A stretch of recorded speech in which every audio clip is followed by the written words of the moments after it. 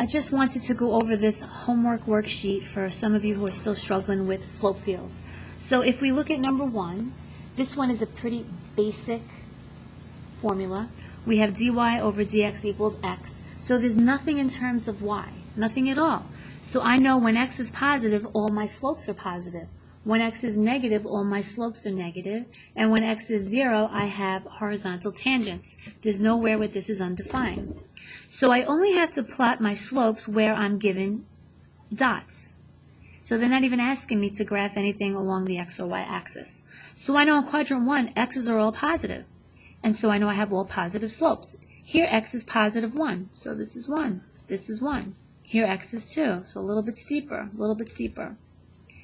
X is still 1, x is still 2. So all positive in quadrants 1 and 4. Quadrants 2 and 3, x is negative. Here x is negative 1 and negative 1. And it's negative 1 here and here. I do not need to worry about y's because there's no y in this formula. Negative 2, it's a little bit more steep. Don't worry so much about less steep, more steep. What really is going to be graded is on whether it's positive or negative, or if it's a horizontal line. Number 2. So here I have more of a formula. It's negative x over y. So again, I'm only worried about the dots given.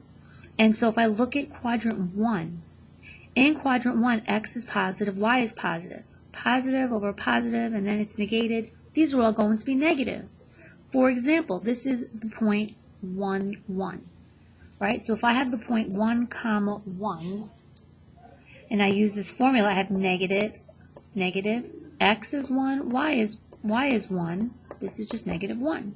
So this is negative 1. This is my point 1, comma 2. Again, with the formula, it's negative, x is 1, y is 2. It's negative 1/2.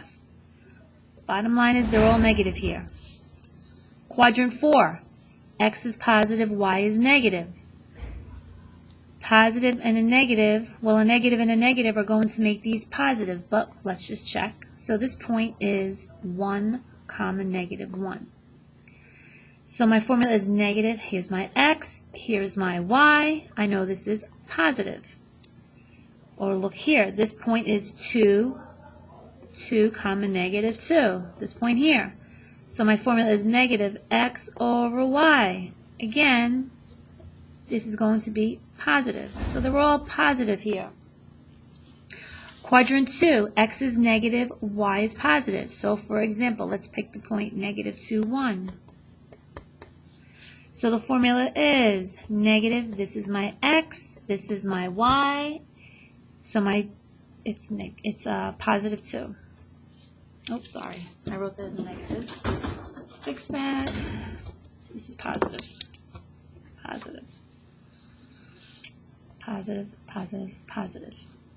In quadrant 3, let's pick a point. Negative 2, negative 1.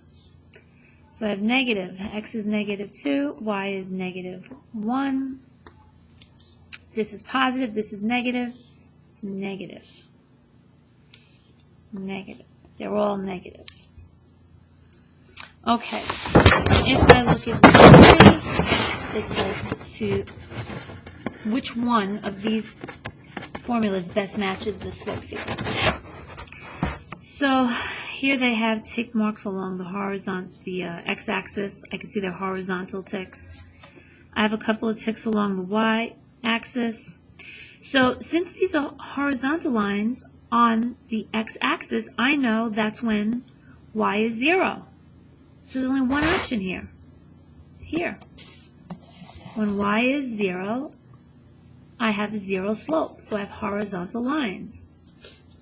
If I had nothing here, then this would be a possibility. It would be undefined on the x-axis. Over here, when x is 0, it would be undefined, so I would have nothing on the y-axis. Here is 1. It's a constant. That means all of my tick marks would look the same. Number 4. If I look at number 4, well, I can see I have horizontal tick marks all along the line y equals x. So that means when x and y are the same, I get 0. Oh, right here. If x is 3 and y is 3, I get 0. 4 minus 4 is 0. It must be this one. And let's also just check another point, just to make sure. So I will check the point 3, comma, negative 1. So if I look at 3, comma, negative 1, notice I have a positive slope. Will this be a positive slope? Let's see. 3 minus a negative 1. Oh, that's positive. That makes sense. Let's check one here just to be sure. Let's check the point negative 2, negative 1. Look what I have here, a negative slope at negative 2, comma, negative 1.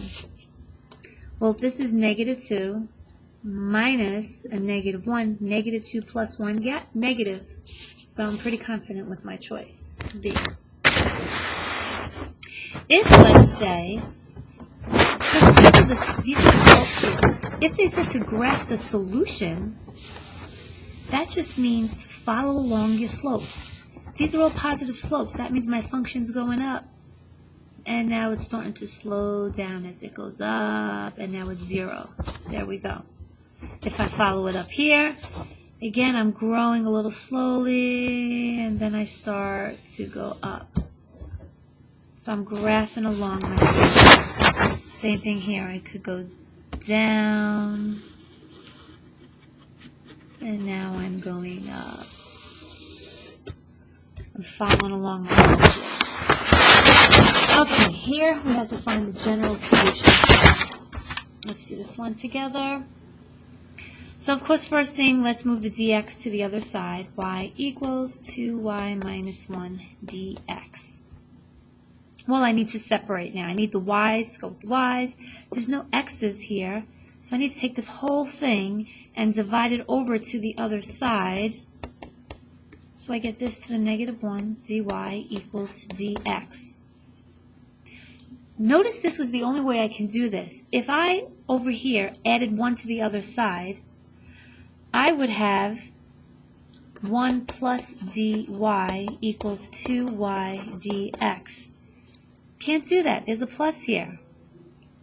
Plus here. And we would still have to divide the y over. Or what if I subtracted 2y? If I subtracted 2y, I would have dy minus 2y equals negative 1 dx. Again, this is not in proper form. So I have to take this whole thing and divide it over. This is the only way that I have this in proper form where I can go ahead and now integrate. So be careful with these. We have to treat this as a binomial. And so now I can integrate. So here I would let u equal 2y minus 1. Therefore, du equals 2 dy. I don't need that 2. So I have 1/2 du equals dy. So now I have my 1/2 on the outside. What's happening to u? It's being raised to the negative 1 du. Sorry, they should say du. Equals, integrate dx, 1 dx. So here I get 1/2 ln of u, which is 2y minus 1, equals x plus c. Right, if I integrate 1, I just get x. 1 over u is ln of u, and u is 2y plus 1. Okay, so I need a general solution. I just need to get y by itself. So first let's divide by 1/2. So that's multiplying by 2. So I get 2x. I do not have to write 2c. 2c is just another constant. My y is stuck in here, so my base is e. E raised to my exponent is my answer. E raised to the 2x plus c equals 2y minus 1. So I have e to the 2x plus c. I can add 1 and now divide by 2 equals y. Response, you can either answer like that. I could also put the 1/2 out here and have e to the 2x plus c equals y. Again, you can leave it like this, free response, but let's just make sure we know what this looks like if we simplify. I know in here this is equal to e to the 2x times e to the c, because when I multiply the same base, I add my exponents. E to the c is just another c. right? This is just another c. And so I can write this as 1/2 c times e to the 2x. Make sure you understand the relationship between these two. The second problem was here. Okay, so for this one, so let's move the dx over. I get 2y, dy equals 2yx plus yx squared dx. And so again, I need to separate. So I need my x's apart from my y's. Since this is a binomial, there's only one thing I could think of that can help me, and that would be to look for a GCF. So they both have x's, but this one only has one x, this has two. They both have one y, so I'll take out the y, because then I will completely separate. I'll have 2x plus x squared. Now I have this as a function of y times a function of x. Now I can divide this over, y to the negative 1, and then 2x plus x squared dx. Now that they are separate, now I can integrate. And so y to the negative 1 is ln of y. 2x is 2x squared over 2 plus x cubed over 3 plus c. I can reduce this. I need y by itself. It's stuck in the ln, so I'm going to swoop, put this in exponential form. E, this is my whole exponent. X squared plus x cubed over 3 plus c equals y. Free response, I can leave it like this. But we're going to practice. I know that this can be rewritten as e to the x squared times e to the x cubed over 3 times e to the c, which is just another c. So I write this as c times e to the x squared plus x cubed over 3 equals y. Here's my nice, simplest answer. Okay.